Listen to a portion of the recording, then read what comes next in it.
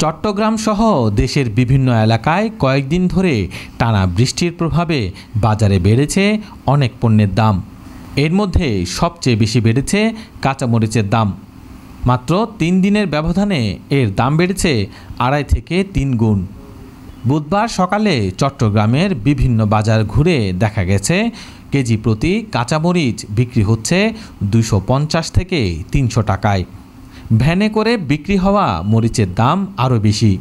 পাইকারি বাজারে কাঁচা মরিচের দাম এখন প্রতি কেজি 180 থেকে 240 টাকা, যা বৃষ্টির আগে ছিল মাত্র 60 থেকে 100 টাকা।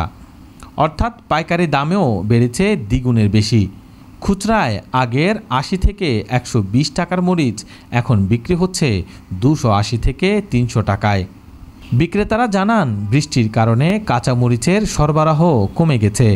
মাঠ থেকে সংগ্রহ ও পরিবহন বাধাগ্রস্ত হওয়ায় পাইকারি পর্যায়ে যোগান সংকুচিত হয়েছে।